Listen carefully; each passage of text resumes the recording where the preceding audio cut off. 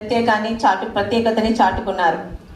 తర్వాత 86లో తండ్రి ఆస్తిలో ఆడపిల్లలకి సమాన హక్కును కల్పిస్తూ చట్టం చేయడం ద్వారా ప్రతి ఆడపిల్లకి తన పుట్టింటిలోని అత్తింటిలోని గౌరవాన్ని కల్పించిన పెద్దలు మన నందమూరి తారక రామారావు గారు. మహిళల కోసం వితంతు పెన్షన్ ప్రవేశపెట్టిన, వ్యవసాయ పాడి పరిశ్రమలో మహిళా డైరీ కోఆపరేటివ్ సొసైటీని తీసుకొచ్చినది మన తెలుగుదేశం పార్టీ హయాంలోనే జరిగింది. ఇక మహిళల ఆరోగ్యం మరియు సంక్షేమం కోసం మహిళల ఆరోగ్య విషయంలో ఆధునికత సాంకేతికతతో ఆరోగ్య భద్రత మరియు ప్రభుత్వం అనేక కార్యక్రమాలు చేపట్టడం జరిగింది. ఇక సంక్షేమ విషయానికి వస్తే వితంతు పింఛన్ల కోసం 16,27,000 మంది మహిళలకు నెలకి 4,000 చొప్పున ప్రతి నెల 1వ తారీఖున మనం వితంతు పెన్షన్ పంపిణీ చేస్తూనే ఉన్నాం. 2014-19 సమయంలో వితంతువులు కాకుండా అనేక గ్రామాలకు వెళ్ళినప్పుడు పెళ్లి కాని వయసు కూడా మించిపోయిన ఒంటరి మహిళల గురించి ఆనాటి ముఖ్యమంత్రి చంద్రబాబు నాయుడు గారికి చెప్పడం జరిగితే, పెళ్లి కాని ఆడపిల్లలే కాదమ్మా, పెళ్ళై భర్త చేత వదిలివేయబడ్డ ఆడపిల్లలు కూడా మన ఇద్దాని ఒంటరి మహిళా పెన్షన్ తీసుకొచ్చింది కూడా 2014-19 టైంలో మన తెలుగుదేశం పార్టీయే, మన ముఖ్యమంత్రి చంద్రబాబు నాయుడు గారే.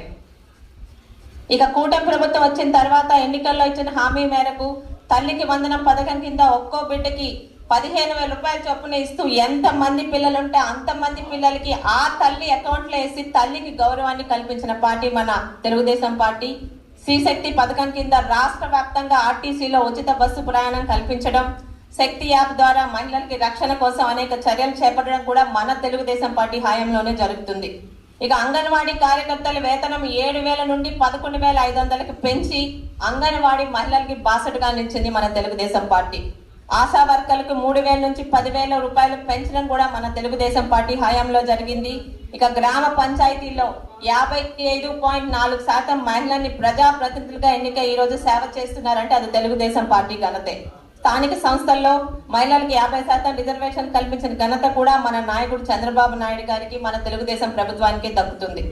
ఇక విజనరీ లీడర్ దార్శనికుడైన మన ముఖ్యమంత్రి తెలుగుదేశం పార్టీ జాతీయ అధ్యక్షుడు నారా చంద్రబాబు నాయుడు గారి నాయకత్వంలో విద్య, ఉద్యోగం, రాజకీయాల్లో కూడా 33% మహిళలకి రిజర్వేషన్ కల్పించడం జరిగింది.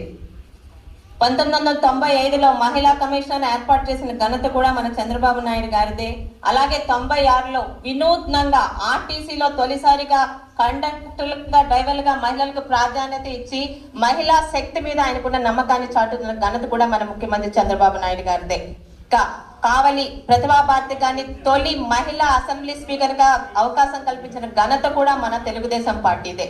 ముఖ్యంగా ప్రతి ఒక్క మహిళని ఆర్థికంగా బలోపేతం చేయడానికి దేశంలో